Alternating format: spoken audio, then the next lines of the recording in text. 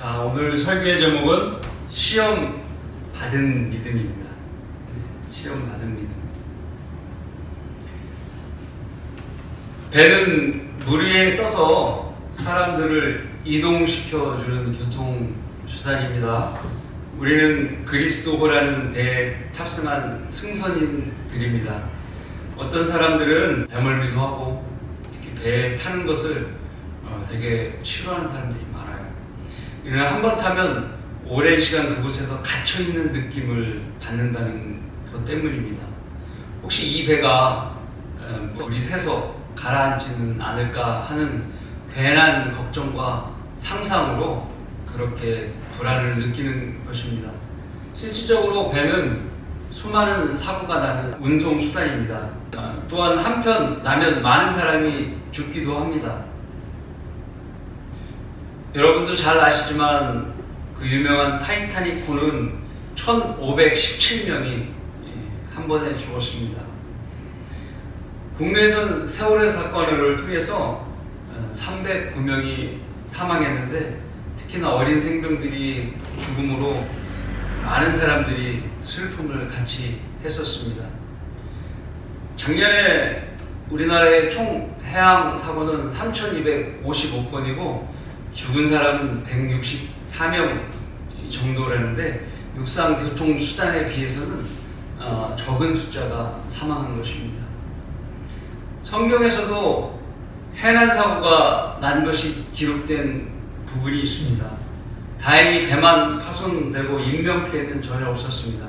그 배는 바로 바울을 포함한 죄수들을 로마로 이송하던 배였습니다.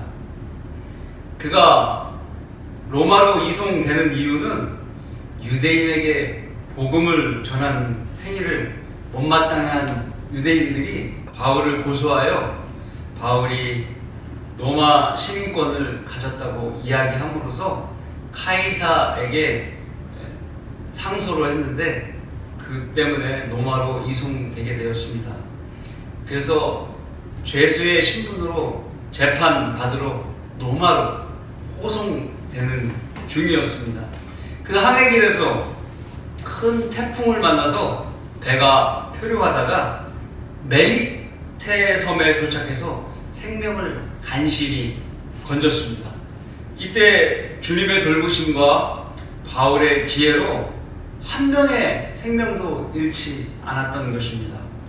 바울은 그래서 로마까지 가는 다른 배를 만나 이송되었습니다.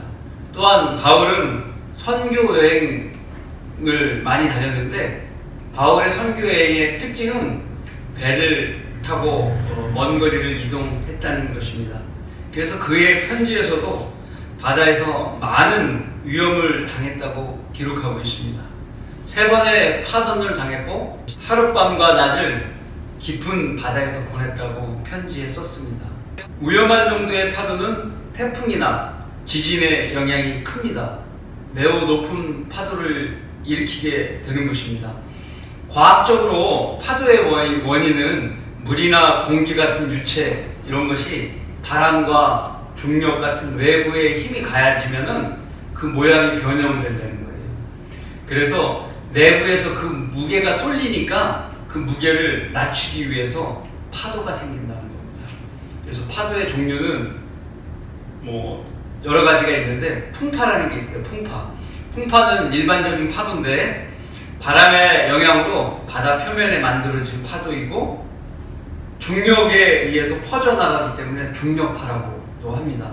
바람이 불어서 생긴 파도가 풍파고 태풍이나 폭풍처럼 강한 바람에 의해서 만들어지는 것은 너울성 파도라고 얘기하죠. 강한 풍파로서 규칙적이고 먼 거리까지 이 파도가 영향을 미치는 겁니다. 또한 내부파라는 것이 있어요. 이것은 뭐냐면 밀도가 다른 바다에 물층이 있는데 서로 다르니까 흐름이 생겨서 물이 뒤집히는 거예요. 위아래 막 뒤집히면 그런 힘으로 인해서 잠수함도 쪼갤 수 있는 위력이 생긴다 합니다. 이걸 내부파라고 하고, 또 행성파는 지구 자전 때문에 생기는 파도가 있고, 표면 장력파는 눈에 보이지 않지만 미세하게 물들이 분자끼리 서로 부딪혀서 생기는 그런 파도도 있다고 합니다. 그것은 이제 눈으로 확인하기가 정말 힘들 정도의 파도죠. 얼마 전 뉴스에서는 바다 표면에 사각형 파도가 있는 것이 뉴스에 나왔습니다. 이 사각형 파도의 정체는 조류가 흐르는 일정한 방향이 있는데 그 방향에 반대로 바람이 불면서 사각형 모양의 파도가 생긴다는 거예요. 이것을 조층 현상이라고 하는데 일반 파도보다 2배의 위력이 있다는 겁니다. 그래서 강풍과 해류의 충돌로 인해서 생긴 이 파도는 배를 전복시킬 수 있기도 하고, 사람이 만약에 해수욕장에 갔을 때 이 사각형 파도를 만나게 되면 금방 휩쓸려 나갈 수 있기 때문에 주의를 요한다는 것입니다. 오늘 마태복음의 바다는 바다라고 불릴 만한 커다란 호수, 갈릴리의 호수를 얘기하는 거예요. 실제 바다가 아니라 호수입니다. 종종 주님과 제자들은 배를 타고 이 바다를 건너편 장소로 이동했습니다. 그리고 이 바다에서 물고기도 잡는 어부 직업을 가진 제자들이 있었습니다. 그들이 베드로, 또 안드레, 요한, 야고보였습니다. 우리는 배를 타고 먼 바다에서 목적지의 항구를 가는 것을 항해라고 하죠. 인생의 항해를 또 우리는 이것을 가지고 비유를 합니다. 바울이 이런 항해를 통해서 선교행을 아까 했다고 말씀을 드렸습니다. 그러나 오늘 이곳을 항해라고 하기에는 그렇게 넓은 바다가 아닙니다.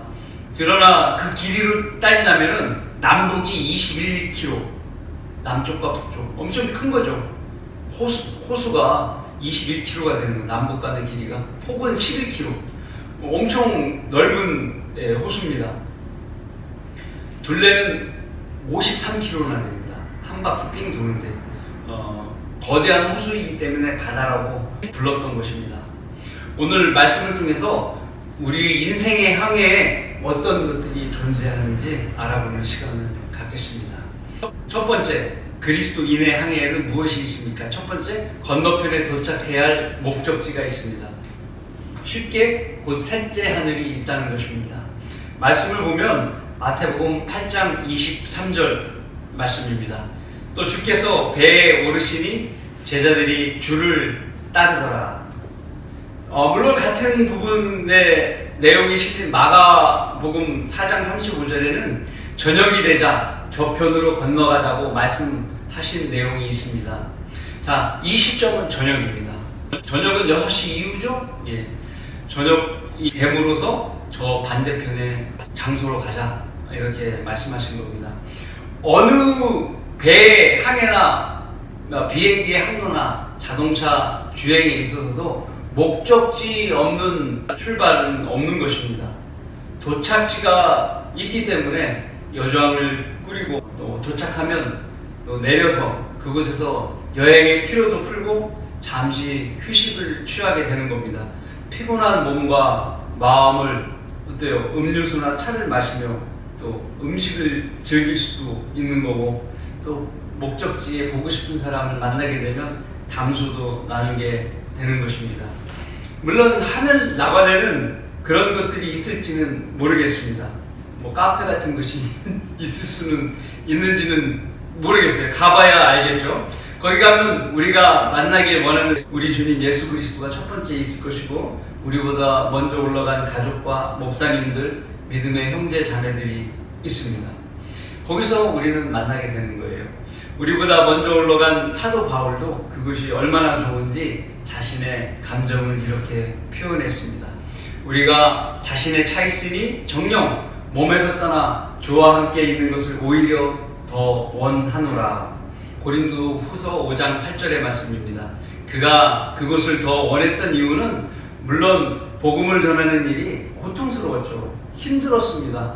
그 시대에 그랬던 것입니다. 하지만 그의 글에서 공식적으로 이렇게 정녕 몸을 떠나서 주와 함께 있기를 원했다는 것입니다.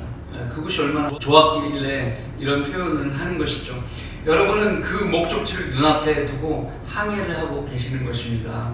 그것은 잠시 후에 선명하게, 눈에 보이듯이 선명하게 드러날 것입니다.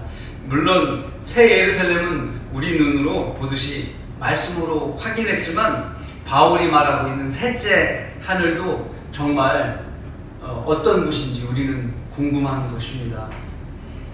그 목적지는 어디까지 거듭난 그리스도인들이 누릴 수 있는 특별한 장소인 것입니다.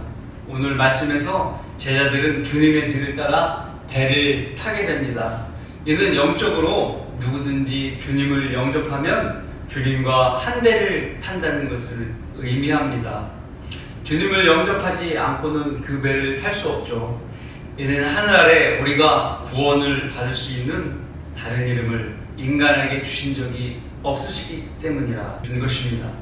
그래서 구원받으면 주님과 함께 기쁨의 바다를 뚫고 셋째 하늘로 들어갈 수 있는 영예를 얻는 것입니다.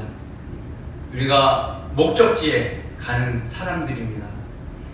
모두가 한 명도 빠짐없이 목적지에 가게 되는 것입니다. 목적지 즉 약속의 땅에 대한 역사적 사례는 성경을 통해서 찾아볼 수 있는데요. 목적지의 종류는 여러 가지가 있는데 민수기에 나와 있는 목적지가 있어요. 민수기의 기록대로 이집트에서 탈출해서 광야에 있었던 이스라엘 백성입니다. 그들의 목적지는 카나안이죠. 출애굽한 광야의 백성들은 카나안 땅을 주시겠다는 하나님의 약속을 믿지 못하고 정탐꾼들의 부정적인 목소리를 경청한 나머지 거기에는 엄청난 거인들이 있어서 우리가 그들과 싸우면 100% 패하고 우리는 죽을 거야 라는 부정적인 목소리를 듣게 됐죠. 그래서 그들은 불평을 늘어놓은 것입니다. 왜 우리를 이집트 땅에서 이끌어내셔서 카나안 땅에서 싸우다 죽게 만드시게 하는 것입니까? 라고 불평을 늘어놓았던 것입니다.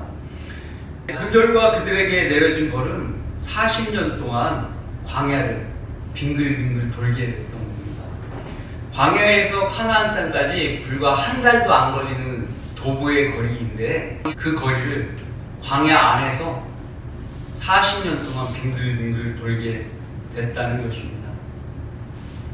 세월을 허비한 것이죠. 그들의 후손, 즉 2세대들만 광야에 들어갈 수 있었습니다. 결과적으로 출애굽 1세대는 카나안 땅을 밟아보지도 못하고 광야에서 죽게 되었습니다. 하나님께서 약속하신 목적지 카나안 땅에 도달하지 못하고 어떻게 된 거예요? 죽은 것이죠. 두 번째 사례는 교회 시대 유대인의 목적지예요. 이 교회 시대 유대인의 목적지, 그것은 무엇이냐? 유대인들은 자신들의 메시아를 거절한 대가로 그 목적지를 잃어버리게 된 겁니다. 특히 유대인들은 무죄한 예수 그리스도를 십자가의 형벌에 넘겨주면서 로마인들에게 그의 피를, 예수님의 피를 우리와 그 당시에 유대인과 우리 자손에게 돌리라고 망발을 했던 거예요. 망언을 했던 거예요. 그 결과 어떻게 됐습니까? AD 70년에 로마의 군대 대장 티투스에 의해서 예루살렘 성이 파괴되고 유대인들은 그때부터 전 세계로 흩어지게 된 것입니다.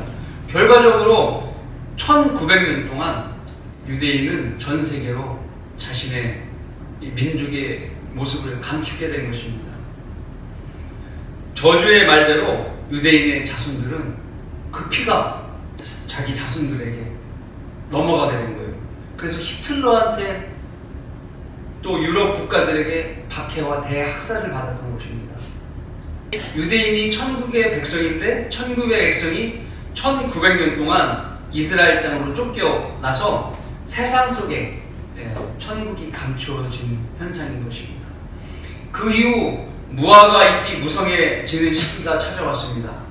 1948년 그들은 기적적으로 카나안 땅에 이스라엘 국가를 세웠습니다. 하나님의 약속대로 나라가 생긴 거예요. 1900년 만에. 더군다나 지금은 히브리어까지 회복하고 있지 않습니까? 모국어로 쓰고 있는 거예요. 우리나라 같은 경우는 일제 36년 동안 우리 말을 잃어버린 다음에 국민적인 현상이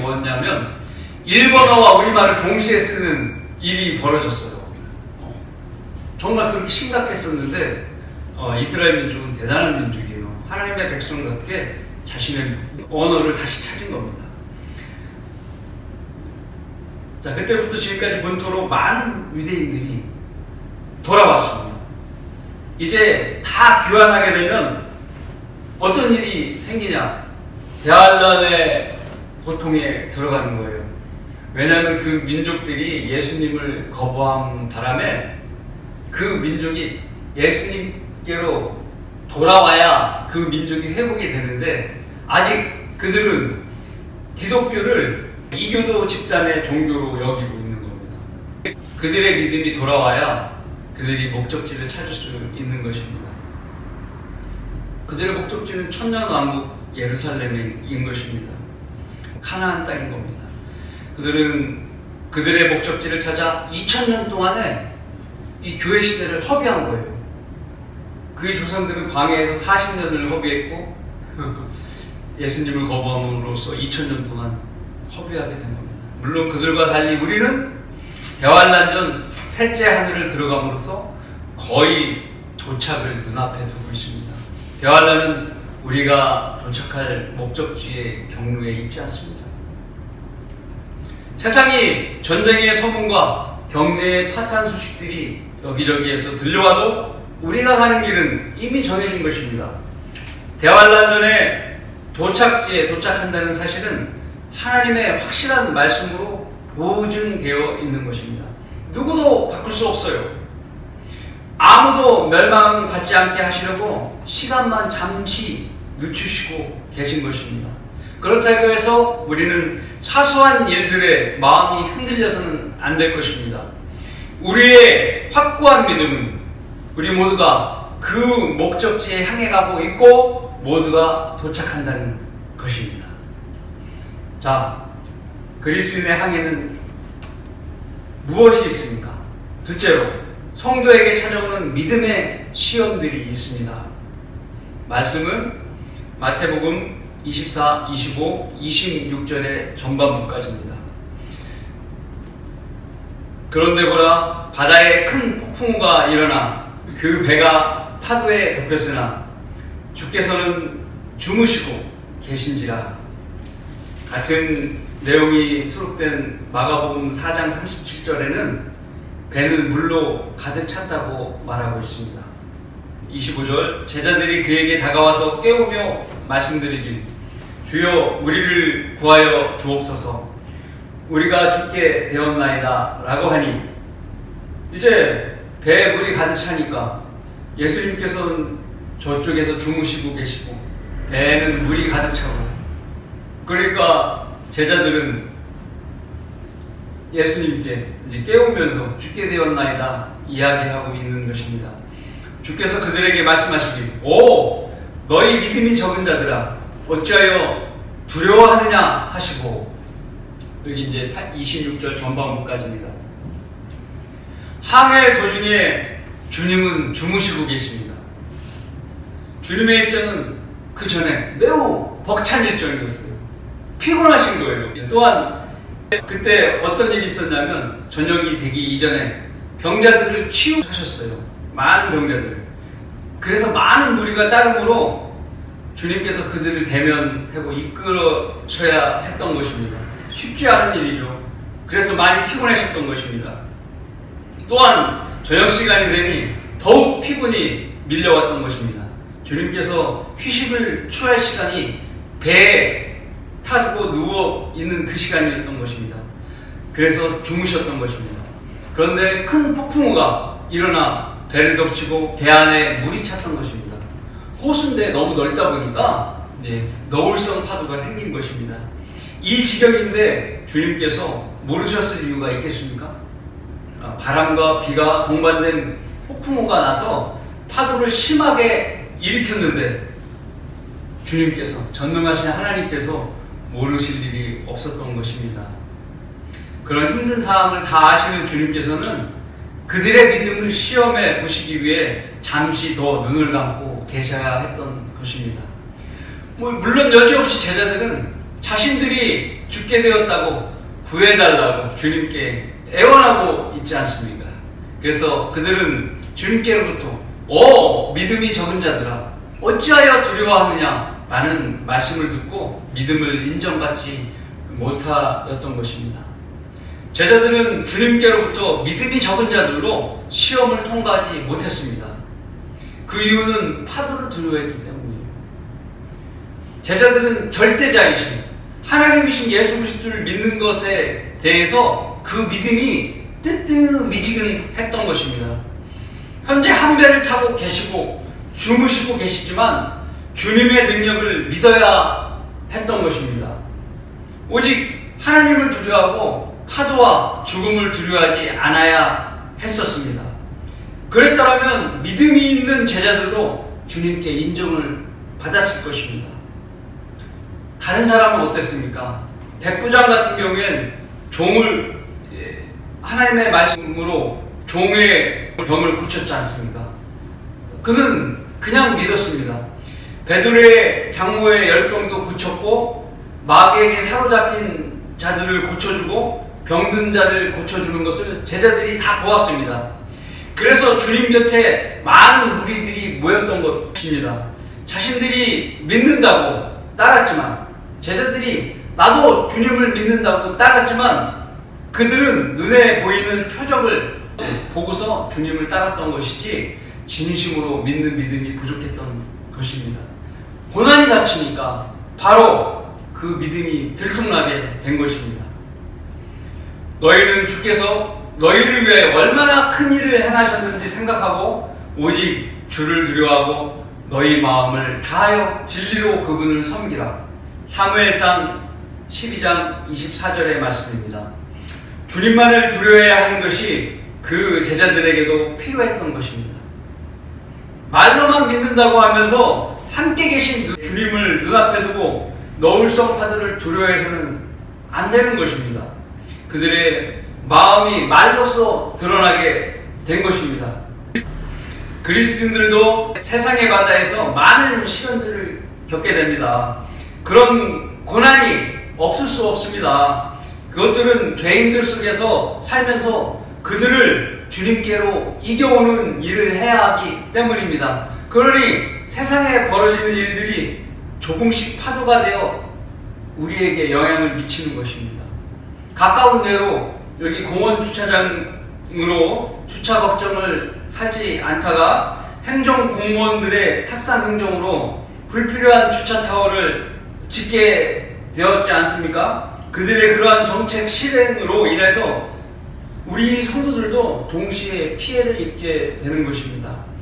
또한 글로벌주의 입법자들로 인해서 차별금지법이 통과되고 시행되게 되면 당장 학교에서는 동성애에 대한 성교육 프로그램이 시행되어서 아이들의 성적 의식을 파괴하게 되는 것입니다. 남자가 어머니가 되고 여자가 아버지가 되는 가정을 인정하게 되는 것입니다. 미국의 이전 정부에서는 공중 화장실에서도 남자용, 여자용을 표시하는 것을 제약받았습니다. 그것이 성차별을 한다는 이유였던 것입니다. 현재 미국에서는 일부 주에서 이민자 폭동이 일어나서 군대를 파견하고 난리도 아닙니다. 이 또한 인종과 국민을 차별하지 않는 이민 정책을 이전 정부에서 실행함으로 국경을 열어놓고 불법적인 이민자들을 들어오게 한 결과였습니다. 이러한 국가적인 정책의 변화는 세상이라는 바다에 큰 풍랑을 일으키게 만들게 되는 것입니다. 그러므로 이러한 일들에서 그리스도인들도 함께 고난 속에서 겪어야 되는 겁니다. 이러한 모든 고난들은 정사와 권세자들에 의해서 이 세상이 지배되어 있기 때문에 발생하는 것입니다. 우리 교회를 향한 공격을 본다면 쉴 새 없는 공격에 노출이 되어 있는 것입니다. 우리 교회를 보더라도 신실한 목사님의 아들이 성경의 저작권을 가지고 교회를 상대로 소송한다는 것이 이해할 수 없는 일인 것입니다. 또한 그와 동조한 무리가 교회를 배교하고 나가는 일들은 모두 지역교회에 미치는 파도인 것입니다. 우리가 우리의 목적지에 도달하기 전까지 이런 일이 벌어진다는 것은 우리가 마귀의 반대편에 서 있다는 증거입니다. 우리가 바로 예수 그리스도의 배를 저어가고 있기 때문인 것입니다. 예수 그리스도께서도 이 세상에 머리 둘 곳조차도 없으시다고 말씀하셨습니다. 바울은 어떻습니까? 바울 또한 그리 대부분 신약 서신을 썼는데 그것이 다 감옥에서 쓰게 되었습니다. 대부분이. 이외에 제7내교파를 제외한 나머지 성경대로 믿는 그리스도인들은 세상의 핍박과 고난 속에서 자신의 믿음을 지켜왔던 것입니다. 히브리서 11장 37, 38절의 말씀이 그 말씀을 증거하는 말씀이 되어버렸습니다. 돌로 맞고 톱으로 켜지고 시험을 당하고 칼로 살해되었으며 양의 가죽과 염소의 가죽을 쓴 채 유리하며 궁핍과 고난과 학대를 당했느니라. 세상은 그들이 살만한 데가 못 되었으므로 그들은 광야와 산속과 동굴과 토굴에서 유리하였느니라. 이 세상은 성도가 살만한 곳이 못 되는 것은 현실입니다. 현재 주님은 주무시고 계신 것이 아닙니다. 우리는 주님의 배에 타고 있지 않습니까? 믿음을 굳건히 하고 파도와 맞서야 하는 것입니다. 그리스도인의 항해에는 무엇이 있습니까? 셋째로, 우리에게는 능력 있는 주님의 보호하심이 있습니다. 말씀은 26절 후반서부터 27절의 말씀입니다. 일어나서 바람과 바다를 꾸짖으시니, 주님께서 꾸짖으셨다는 거예요. 아주 조용해지더라. 그 사람들이 놀라서 말하길, 이분이 도대체 누구시기에 바람과 바다까지도 그에게 복종하는가라고 하더라. 주님께서는 만물을 창조하신 하나님이십니다. 만물을 말씀대로 붙들고 계신 분이 자연계에 직접 명령하고 계신 것입니다. 창조시에 빛이 있으라고 말씀하시면 빛이 생겼습니다. 또 홍해를 가르시고 마른 땅을 만드셨으며 기브온 지역의 전쟁 중에는 해가 하루 종일 내려가지 않도록 하셨습니다. 사실 주님께서 바람과 바다를 꾸짖어 파도를 잠재우는 것은 매우 쉬운 일인 것입니다. 문제는 사람들에게 있었습니다. 하나님의 말씀을 믿지 않고 심지어 대항하기까지 하기 때문입니다. 창세기부터 요한계시록까지 하나님께서는 인간들에게 믿음을 명령하고 계십니다. 그러나 이 악한 세상은 하나님의 말씀대로 복종하지도 않고 있는 것입니다. 이에 반해 우리는 어떻습니까? 성경의 서문부터 창세기 그리고 요한계시록까지 모두 다 하나도 빠짐없이 믿고 있지 않습니까? 고로 말씀과 함께하는 우리는 하나님의 특별한 보호하심을 받고 있는 것입니다. 올해 안 오셨다면 내년까지 더 우리를 보호해 주시겠구나 라고 단순하게 생각하면 됩니다. 그것이 믿음입니다. 누가 여러분을 단순함에서 떠나게 하여 걱정과 번민 속에 파묻혀 살게 만들고 있습니까? 너희 믿음이 적은 자들아 어찌하여 두려워하느냐 라고 주님은 책망하실 것입니다. 실로 대환란이 임박한 것은 사실입니다. 주변의 현상들이 그것들을 증명하고 있습니다. 전보다 어려운 상황들이 국내외적으로 벌어지고 있는 것입니다.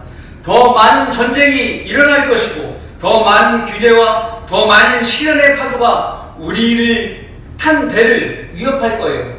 물이 가득 찰 수도 있어요. 그러나 주님께서는 주무시고 계신 것이 아닙니다. 우리 믿음을 보시고 계시며 언제고 우리 기도를 경청하여 응답해 주실 준비가 만반의 조치가 되어 있는 분이십니다. 세상의 파도에도 우리를 특별히 보호하신다는 것을 우리는 오늘 말씀을 통해서 알 수 있습니다. 주님께서 바람과 파도에게 명령하시는 분이시기에 그렇다는 것입니다. 우리에게는 주님의 보호하심이 함께하고 계신 것입니다. 함께 동행하고 계시다는 말씀입니다. 여러분 어려움이 있으십니까? 왜 이런 큰 어려움에도 주님께서 잠을 주무신다고 여기고 계십니까? 주님께서 여러분의 마음을 받아들이기 좋아하는 것입니다. 맑고 순수한 마음으로 주님께 다가가야 하는 것입니다. 오늘의 고민과 감사로 주님께 다가가고 모이기에 힘써야 하는 것입니다. 주님, 제 마음이 이렇게 주님만을 신뢰하고 있지 않습니까? 각자 마음을 하나님께 보이십시오. 주님의 이름으로 모이는 곳에는 누가 함께 계십니까? 주님이 함께 계시는 것입니다. 바로 파도를 잠재우시고 우리 항로를 평케 하시는 예수 그리스도께서 함께 하시는 것입니다. 그러면 바람과 파도가 잠잠해지는 것을 알게 될 것입니다. 결론을 맺습니다. 그러므로 여러분이요, 기운을 내라. 나는 하나님을 믿나니 나에게 말씀하신 그대로 되리라. 사도행전 27장 25절 말씀입니다. 이 시대는 각자에게 주님께서 계시를 내려주는 시대가 아닙니다. 이 시대는 올바르게 보존된 바른 성경 말씀을 믿는 믿음으로 역사가 이루어지는 시대입니다. 사람들이 이 하나님의 통치 방법을 모르면 헛된 일만 하다가 허송세월을 보내게 되는 것입니다. 구원도 말씀에 근거한 믿음대로 되는 것이죠. 우리의 소망도 말씀대로 보장되는 것입니다. 그 말씀은 우리를 위해 신실하게 지키시기 위해 셋째 하늘에도 진품을 보관하고 계신 것입니다. 그 이유는 무엇이겠습니까? 말씀대로 세상을 만드시려는 의도이신 것입니다. 주님 또한 아버지 말씀을 이루시기 위해 이 땅에 오셔서 우리를 위해 자신을 십자가 제물로 내어 놓으시고 부활하셨습니다. 하나님의 말씀은 하나도 땅에 떨어지지 않는 것입니다. 여러분은 여러분 안에 살아계신 말씀 하나님께서 계신 것을 알고 있습니다. 여러분 스스로가 주님을 살아있게 만들지 못한다면 죽게 되었다고 호소하는 믿음이 적은 자가 되는 것입니다. 큰 물결일 때도 우리를 닷처럼 붙들고 계시는 변함없는 주의 사랑이 우리들을 늘 지키고 있다는 것을 잊지 않는 여러분 모두가 되시길 바라겠습니다. 아멘.